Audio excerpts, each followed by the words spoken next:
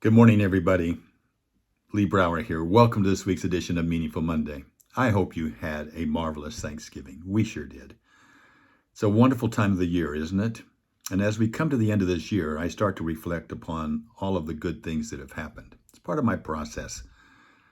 But not just the good things, but the wins and the losses, or the learnings, let's call them. And to try to make a list of those and really ask myself, how can I be even better next year? So I like to name things. So I came up with plenty more in 24. Who wouldn't want to have more than they had this year than they had in 24? Well, you have to start with a baseline. What are those things that I value most that I learned in this year? It might be from my challenges. It might be from my wins. It could be things that I put off, didn't get to them, things that happened that I didn't expect. But how can I make this next year even better?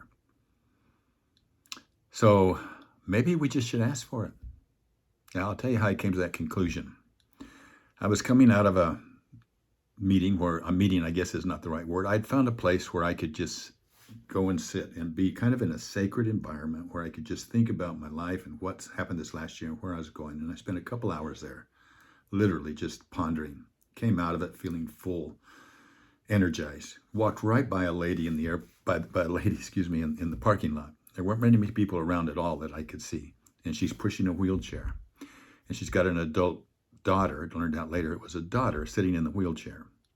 Now this mother couldn't have been more than 5'2", and she just couldn't even reach the tailgate of the big van that she was trying to get her up into. And I walked right by her and I said, "Oh," didn't even see her because I was so thinking about me that I didn't see her.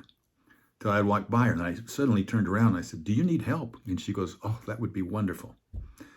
So I went back and she instructed me how to run up the ramp, get it in there, bolt her down. In the meantime, I'm talking, have a good conversation with her daughter. Just a wonderful, wonderful lady. Dressed to the nines. She was just very pretty. But of course, she'd been in a wheelchair her entire life, and she had something called spina bifida. Now that caught my interest because we have a granddaughter with spina bifida. So I had lots of questions. And after we kind of got in there and settled, I was outside talking to the mom outside of the hearing of the daughter.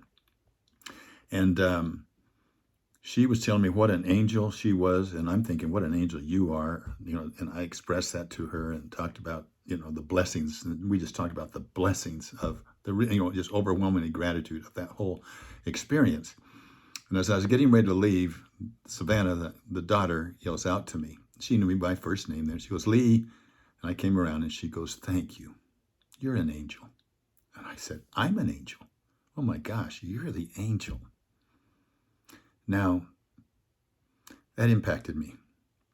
And that find myself later that evening with my granddaughter with spina bifida. And I'm watching the interaction with my daughter. And I pulled my daughter aside and we were talking. And I told her about the experience. Now, here's her response. She said, "Isn't that great? Isn't that great that Sloan knows how to ask? She knows how to ask when she needs help." She says, "More adults need to learn that." I thought, wow, isn't that true? So I've been thinking about it, what is the interaction? Why are we afraid of it? Do we have too much pride? I remember the quote by Andrew Murray that said, "Pride must die in you, or nothing of heaven can live in you." So oftentimes it's fear or pride that keeps us from doing that. It's that's the unwillingness to have vulnerability. Brene Brown talks about the importance of being vulnerable. You can't grow until you release or you let go of what you're doing, and you start to think about the role of pride.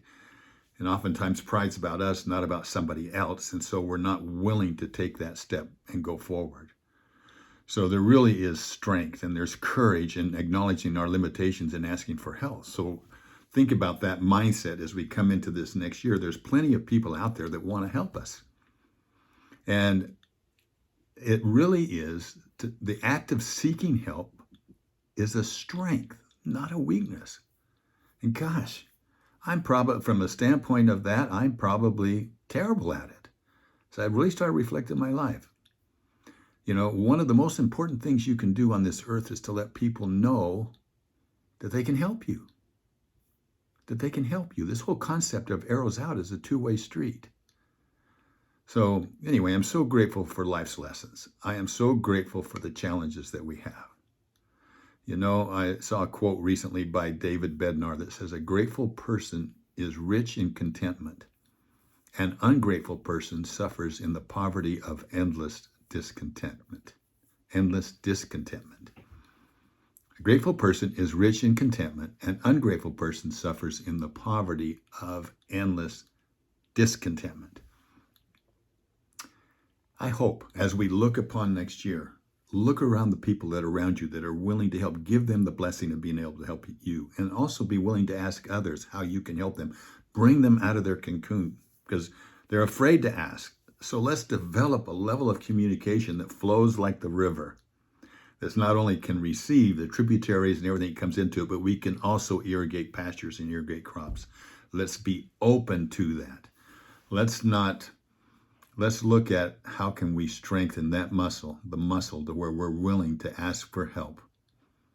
I truly believe it will make us better at helping other people as we open up to allow other people to help us.